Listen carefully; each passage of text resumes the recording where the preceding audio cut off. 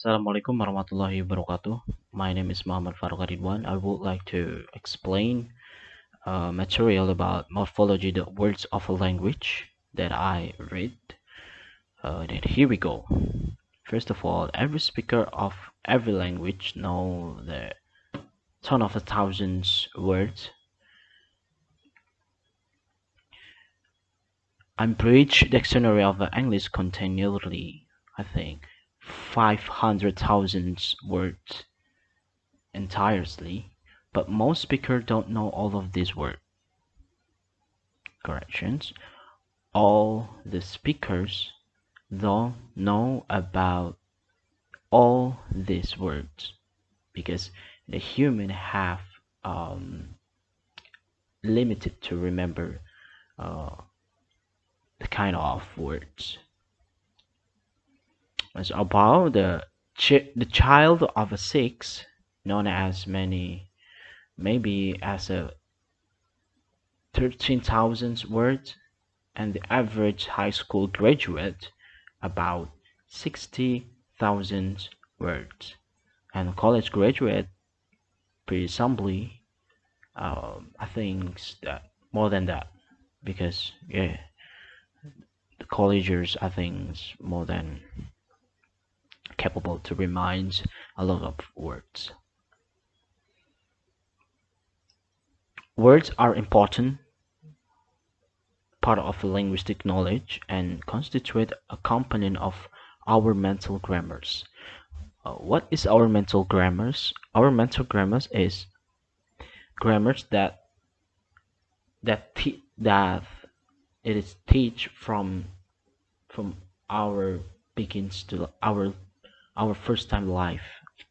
When you're born into the world, you you haven't teach to from your parents to say word like or praise like mama, papa, something like that. And but one can learn thousands of words in the language and still not know the language. Anyone who has tried to communicate in a foreign country by merely using a dictionary knows this is true. On the other hand, without words, we will be unable to convey our thoughts through the language or understand the thoughts of others. Something like that. If you don't know about the country, if example like Indonesian people that has a mother language like Bahasa and they try to speak in English, that they probably have something a problems to speak in English. Like they don't know about the language, they don't know about the phrase, they don't know about words, something like that. Morphology is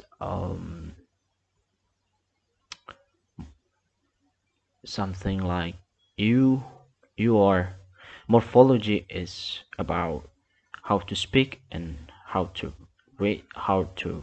written about the words. Okay, in the morphology we have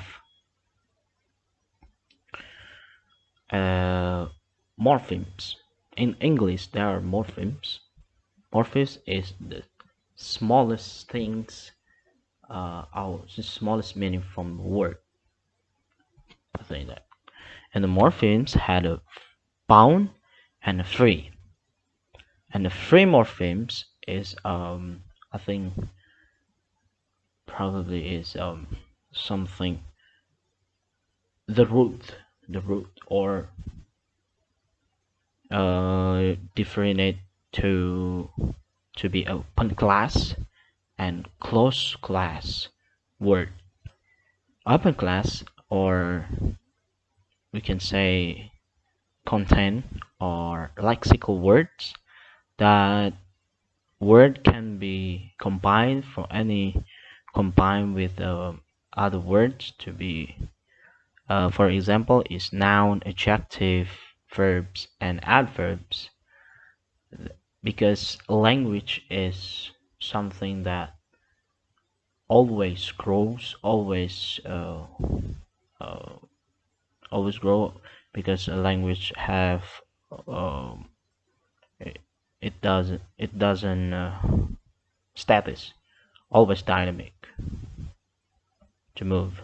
And closed class is, or function or grammatical words is something that you can change anything, like conjunction, prepositions, articles and pronouns, and auxiliary verbs. For bound, in English morphemes, there is a bound, affixes, and root. Affixes is word that affix is differentiated to different type: derivational and inflection. For inflections, there is no prefix, just suffix.